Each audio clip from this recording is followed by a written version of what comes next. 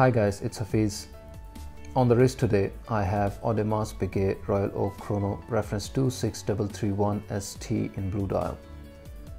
If you have watched my previous videos, I did review the white dial on the same chrono. So if you're considering Panda dial on this watch, the video on it is available on my channel. The video link for the Panda will pop up on your screen towards the end of this video. In this video, I'll be talking about what I haven't shared before and the technical specs I have discussed in my earlier video. I think it's best to not repeat the same thing another time. So yeah, this video is about the same watch but only different color, which is blue as you can see, and some other details that were not covered in my last video. So I had the white dial on this watch and I've honestly truly enjoyed and loved it. But there's something special about the blue color that made me move my white dial to fund this blue one that you're looking at today. This video, I'll keep the focus on this blue dial chrono and I'll do a separate video to compare it with the white Panda dial.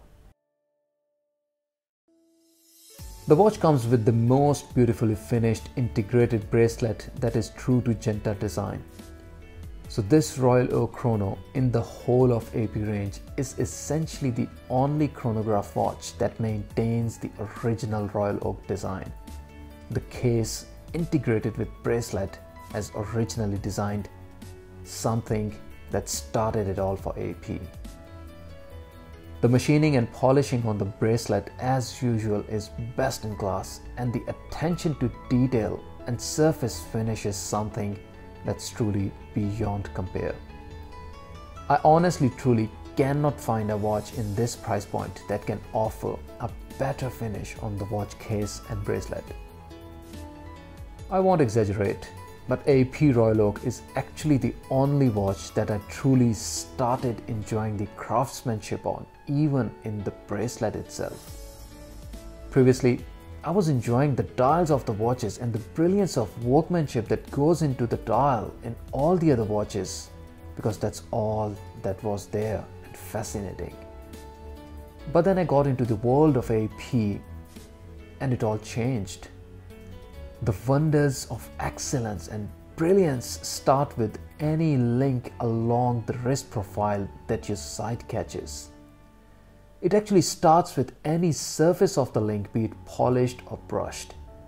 Looking closely on the machining and surface polish of every single link, it's evident how much skill, dexterity and love has gone into making this watch.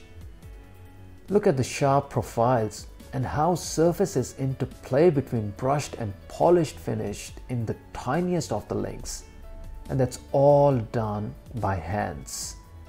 I mean, this is the piece of art that is made with nothing but so much love for the product. And then you start to roll the wrist seamlessly and gradually, and then the magic begins. The way the bracelet starts to play with the light and the little details that you can experience on just the bracelet itself is something that's truly mind-blowing. And then you reach the dial, and that's where the wonders then multiply. Firstly, the color of the blue on this chrono, what a stunner that is. It is darker than the one used on 15400 or for that matter 15500, but lighter and more glossier than 15202 ST. It almost looks like black under overcast lighting, and then when the light hits the face, it reflects the blue shades in absolutely fascinating way. The tapestry dial in blue color and silver subdials give it a very pleasing contrast and two-tone look to the watch. The interesting part is the subdials in the dial are further two-tone, with the outer ring as glossy silver and inner circle as painted white. The circular pattern that's used on subdial outer and inner parts is also different, with the outer one having more finer grooves than the inner side. The marking on subdials are painted black, and that works great, especially to enhance the readability. Chrono hands are polished black and reflect the shades of larger hands circling over them brilliantly. The hour markers are extremely well polished with no signs of imperfection even under close macro. The chamfered size of hour indices play with the light like nothing else. The hour indices on this chrono are smaller and wider, which I believe are similar to the ones used in the new series Royal Oak 15500. The seconds hand with the skeletonized tail is also similar to the one used in 15500 ST, and it does yield the watch a very sporty look. The bezel, case, pushers and crown are all stainless steel, giving the watch a very elegant look.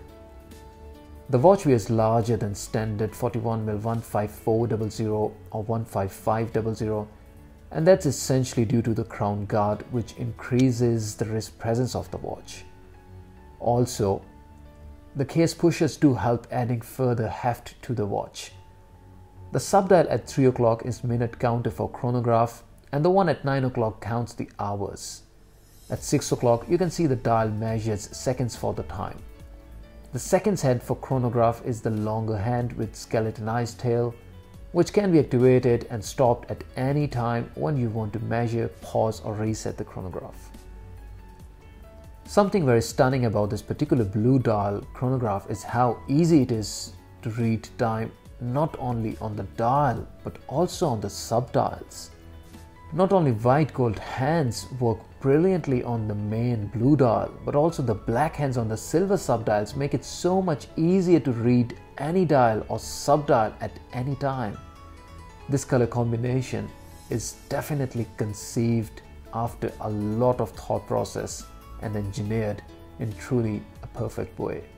The watch features a beautiful lume, and with wider and smaller hour markers, the legibility of the dial has definitely increased from the outgoing 15400. If you notice closely, the width of the lume in the hour indices and hands is also now equal. On the wrist, the watch wears true to its size. Not only it shows a decent amount of wrist presence, but as you can see, due to pushers and crown guards, the watch has much wider span and wings across the wrist than standard Royal Oak. The smaller and wider hour indices coupled with subdials do make the watch look far more sporty than standard Royal Oak.